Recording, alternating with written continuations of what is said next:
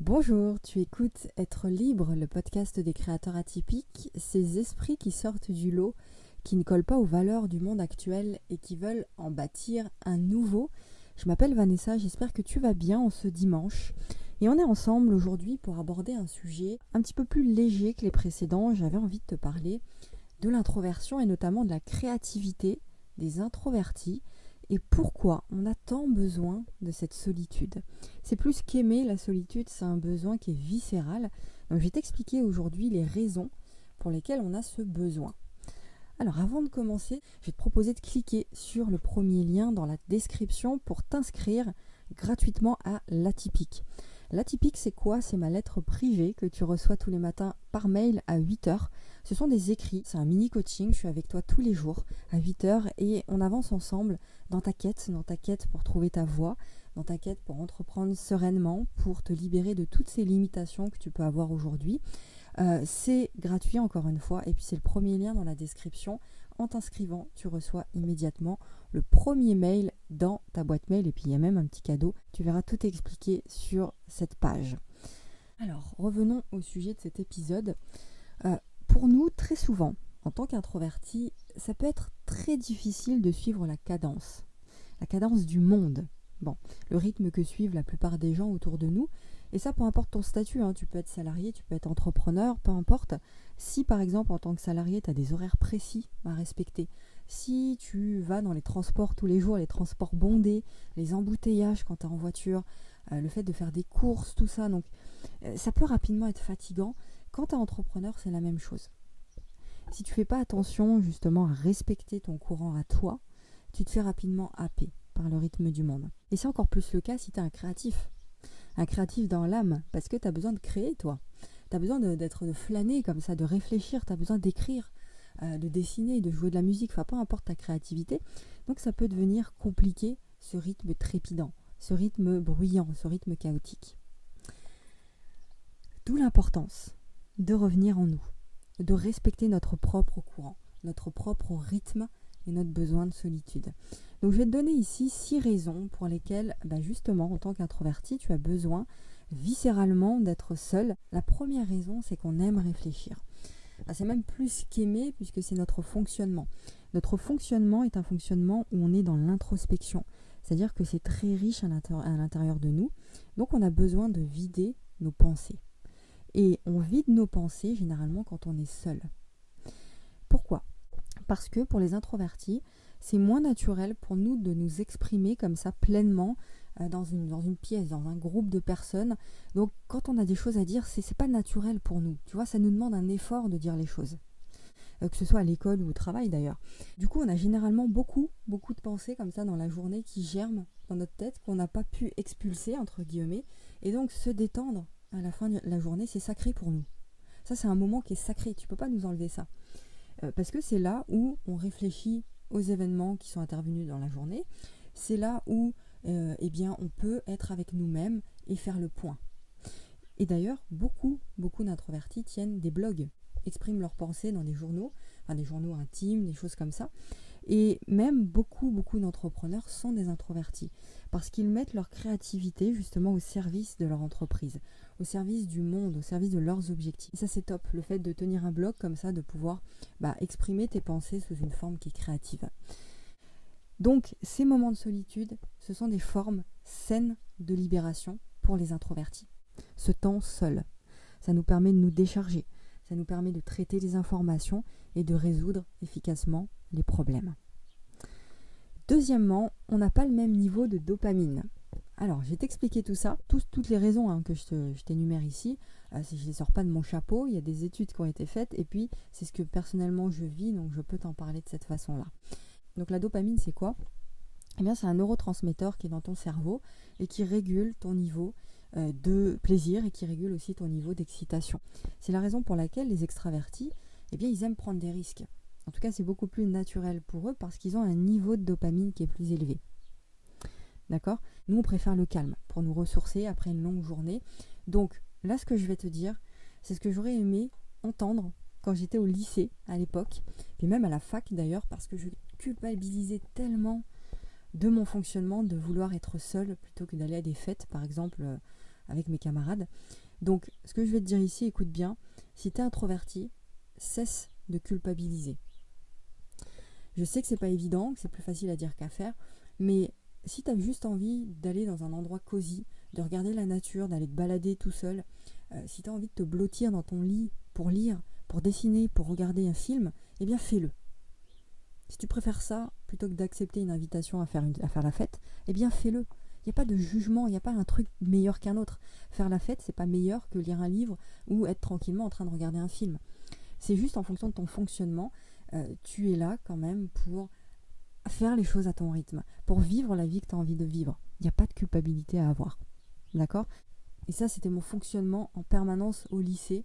J'étais dans la culpabilité tout le temps. Quand je voulais plutôt rester seule plutôt que d'aller faire la fête, je culpabilisais de ça. Je me disais, mais je suis pas normale en fait. Et ça, si j'avais pu me dire ça à l'époque du lycée, j'aurais été beaucoup plus sereine. Donc, arrête la culpabilité. Troisième chose, la profondeur dans les discussions. Ça veut dire quoi ça ? Ça veut dire qu'on aime la profondeur dans les discussions justement parce que notre fonctionnement à nous est dans l'introspection, je te disais, et c'est naturel pour nous de penser. C'est naturel pour nous, quand tu nous fais réfléchir sur un sujet, de l'analyser en profondeur. Alors c'est pas notre faute. On peut partir dans des délires, on peut vite, rapidement se trouver perché en haut du sujet, tu vois, en te donnant des trucs de fou, parce que c'est notre fonctionnement, ça demande pas d'effort pour nous. Penser en superficie, ça nous demande de l'effort. Tu vois, c'est pas facile pour nous de faire ça. Alors que pour la plupart des gens, les gens, ça leur demande un effort, au contraire, d'entrer dans la profondeur des sujets. Donc nous, on peut se livrer à un moment de silence, de réflexion, sans avoir besoin d'en parler avec les autres, sans avoir besoin justement d'être dans une discussion superficielle avec les autres. C'est pas qu'on juge que c'est inutile de parler, de la pluie, du beau temps par exemple, c'est pas ça, c'est pas c'est nul, c'est inutile, c'est juste que c'est pas notre fonctionnement. Ça nous fatigue justement de parler de la pluie et du beau temps. Tu comprends ? Donc les conversations profondes sont importantes pour nous. C'est pour ça que les petits bavardages comme ça, peuvent très vite nous enlever notre désir d'aller parler avec les gens, de participer aux conversations. Parce que ça enlève la profondeur de la conversation et ça nous demande un effort de fou. On ne sait jamais quoi dire en fait dans ce genre de discussion parce que ça nous demande un effort. Tu vois, donc on passe pour timide, on passe pour personnes hautaines, personnes qui ne sont pas sociables, des personnes qui sont froides, alors que ça n'a rien à voir avec ça. Donc ça, c'est une pression extérieure aussi pour nous. Donc ce que font beaucoup d'introvertis, c'est qu'ils font semblant d'être intéressés par la discussion. Mais de bon cœur, hein, tu vois, c'est pas... on joue les caméléons, on met une petite carapace et puis on joue le jeu du monde finalement. Donc ça, c'est très fatigant à la fin de la journée. Le silence, lui, ne demande pas de converser. Donc là, on peut rester dans notre tête avec nous-mêmes. C'est pas que c'est mieux ou moins bien, hein, c'est juste que c'est comme ça, c'est notre fonctionnement. C'est là justement où on peut davantage être nous-mêmes, nous révéler, créer de belles choses, etc.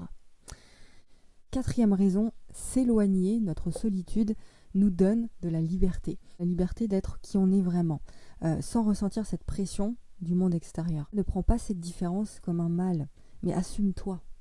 Il n'y a pas un fonctionnement qui est meilleur qu'un autre. Être extraverti, c'est pas meilleur qu'être introverti et inversement. Il n'y a pas ce genre de choses. C'est un fonctionnement à part entière. Et donc, ne le prends pas pour toi, ne le prends pas contre toi. Assume tes trésors intérieurs parce qu'ils sont bien réels. Assume ta richesse intérieure parce qu'elle est phénoménale justement. Et j'aimerais avec cet épisode que tu en prennes conscience de ça. Le jour où j'ai découvert ça, ça a été une libération justement. J'aimerais vraiment que tu comprennes ça et que tu puisses aussi vivre cette libération. Si tu écoutes cet épisode mais que tu n'es pas introverti, eh bien respecte ceux qui le sont. Respecte l'attitude de ceux qui ont besoin de s'éloigner. C'est pas qu'ils sont malheureux, c'est là où on se sent bien justement. Ça nous permet d'éviter ce trop-plein mental, d'éviter l'épuisement, surtout si tu es hyper encombré par les bruits comme ça et que c'est couplé à l'hypersensibilité en plus, c'est vraiment fondamental. Cinquième chose, un fait qui est intéressant, c'est que la solitude nous aide à nous sentir moins seuls. Alors c'est assez contre-intuitif, c'est vrai, mais plutôt que de se sentir exclu comme ça, incompris par nos homologues extravertis, eh bien la solitude nous permet d'être avec nous-mêmes et de ne pas ressentir un jugement ou une pression. Tu vois, d'ailleurs, la plupart des extravertis ne sont pas capables, je dis la plupart parce que je ne mets pas tout le monde dans le même sac, mais la plupart sont pas capables de s'identifier à nos besoins. Ils sont pas capables de comprendre. Donc tu vois, ils se mettent à juger. Et donc nous, ça nous rassure justement de prendre ces moments avec nous-mêmes. Sixièmement, prendre du temps seul est essentiel pour notre santé mentale. Alors ça, j'en parle régulièrement, enfin tout le temps. Si tu ne prends pas en compte tes besoins de solitude ou n'importe quel besoin d'ailleurs, tu nuis à ta santé mentale. C'est-à-dire que c'est comme si tu luttais contre toi-même. Tu es tel que tu es et puis tu luttes avec ça. Tu es dans le déni, tu ne veux pas voir ça, tu veux voir autre chose, tu veux voir le monde extérieur, tu veux voir le fonctionnement des autres, tu veux être comme les autres, mais toi, tu tires un trait sur toi. Tu peux pas vivre comme ça.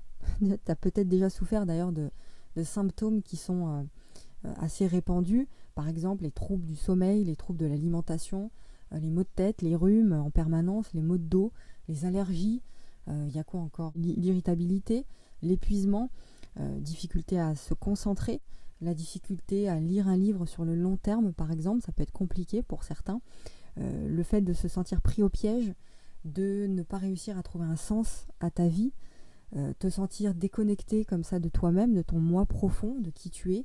Donc tout ça, je t'ai mis une liste ici de symptômes. Si tu te retrouves dans cette liste, dans certains symptômes, réfère-toi à cette liste-là quand tu te sens mal, pour faire les choses en conscience. Moi, c'est ce que je te recommande de faire les choses en conscience, de te mettre en mode observateur.